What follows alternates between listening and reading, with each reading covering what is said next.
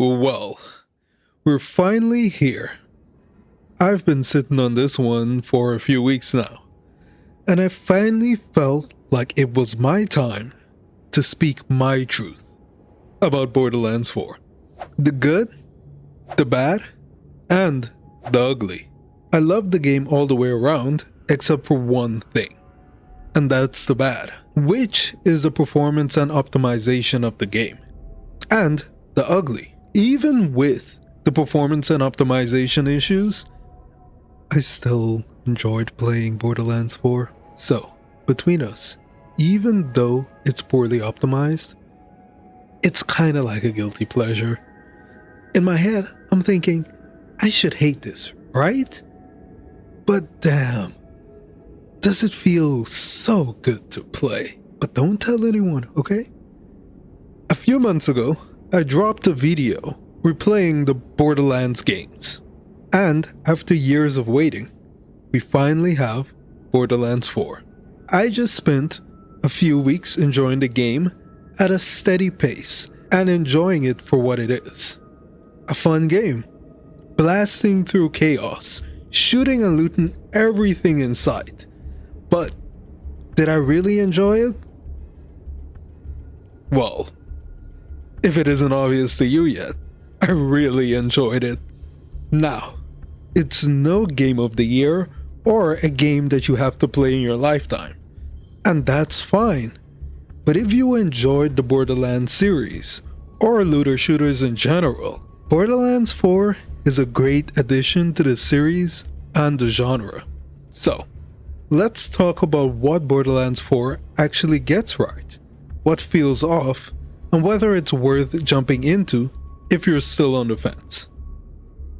Borderlands 4 represents a generational leap in visuals, utilizing Unreal Engine 5 to enhance the iconic cel-shaded art style with improved textures, dynamic lighting, and denser foliage that populates the biomes. Compared to Borderlands 3's often flat environments, the new title features better draw distances and particle effects, making explosions and weapon fire more visceral. Or at least that's what I've been told. Unfortunately, my laptop can only run at the lowest possible settings to maintain consistent FPS.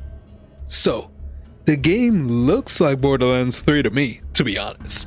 I see no difference, but I guess that's a me problem.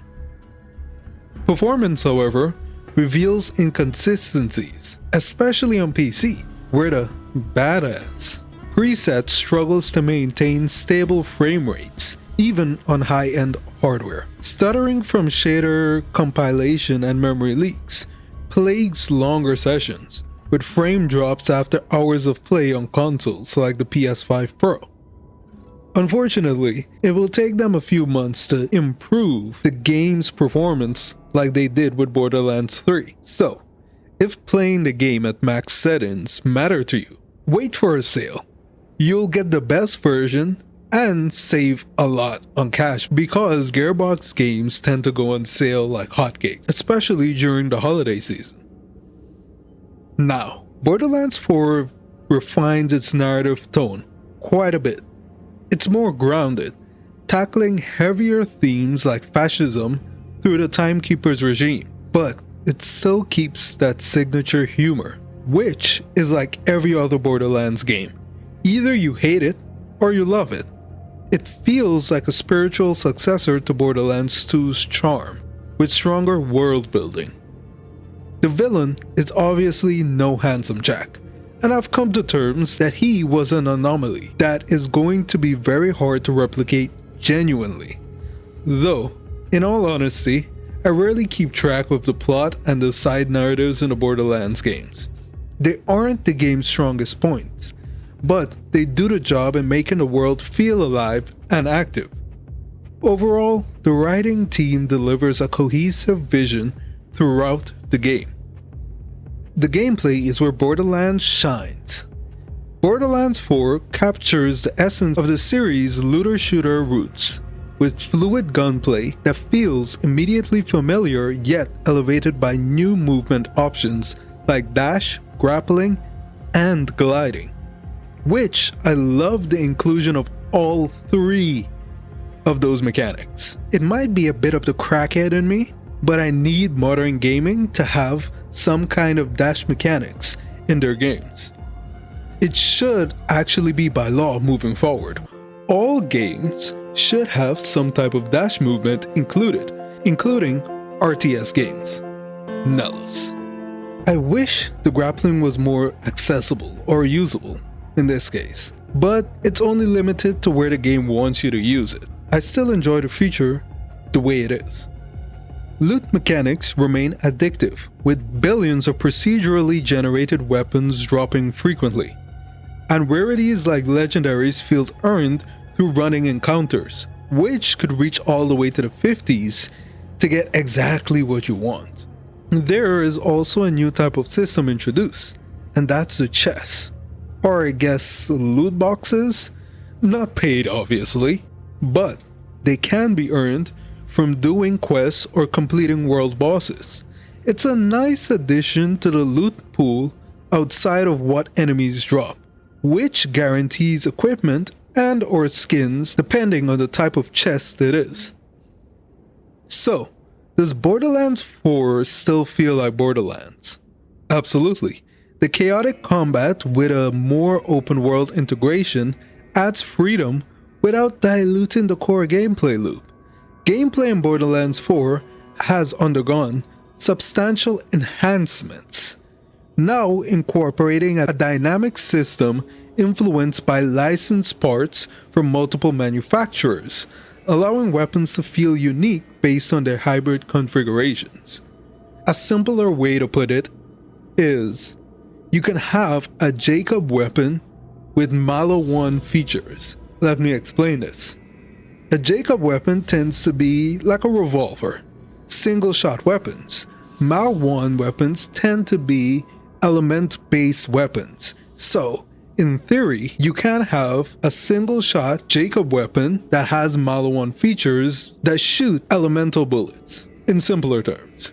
I think I got that across to you, hopefully. We also have a new mechanic, which is the Stimmy. If you've played Call of Duty and especially Warzone, the Stimmy works similarly to that.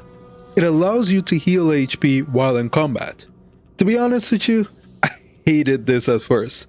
It seemed like every time I was in combat, I would have low HP, use the Stimmy, and I'd still get downed. That could just be a skill issue, but eventually I realized that they also give buffs, like speed buffs or a damage increase buff.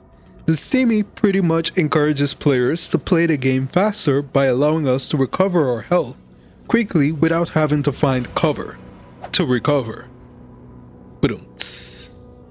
Vault Hunter abilities synergize seamlessly with guns, such as Rafa's exosuit, enhancing melee combos, maintaining the franchise's build crafting joy. Performance hiccups aside, the feel is polished, with responsive controls that make every firefight exhilarating. The skill trees in Borderlands 4 mark an enhancement of the skill tree progression throughout the series, offering 3 sub-branching paths per Vault Hunter active skill, with socketable abilities, augments, and capstones that enable even more customization in builds. But we all know eventually it will go down to optimizing builds. That's just the nature of things. The planet Kairos is the big star this time. It's a full-on open world, which marks a departure from the Pandora-centric narratives of previous entries. This new world emphasizes seamless exploration across diverse biomes, enhanced by dynamic environmental interactions and a robust system of side content that encourages player activity. Pretty much, if you're really obsessive about collecting everything in the world, the game is pretty fun doing that. I'll be honest with you, once. For me, doing it more than once, it's too much. The game's visual art direction maintains the series' iconic cel-shaded style, while incorporating more vibrant, high-tech elements to reflect Kairos' oppressive yet lush atmosphere. And it's so funny. It took me like 4 hours to realize that the game was open world. It's not Borderlands 3 open world, it's an actual what we generally consider open world game. Which goes to show how the core and feel of the world is similar to the other games in the series, while being way more open worldy, if that's even a word. And the vehicles. I honestly love the new vehicle system that are way more accessible to use. In the old Borderlands games, you couldn't use the vehicles in closed off places, but in 4, you can use it practically anywhere that is possible, which is a lovely feature. And you don't need to find a station to spawn them. Low-key kinda missed that, but being able to spawn it wherever you are is too good of a benefit to pass up. Also, shout out to whoever pushed for the ability to fast travel while in combat. I hope you get all the best things you deserve in life. Borderlands 4 world design masterfully integrates new regions on Kairos with varied environments, rewarding side quests, and a refined visual style to create an engaging, replayable experience.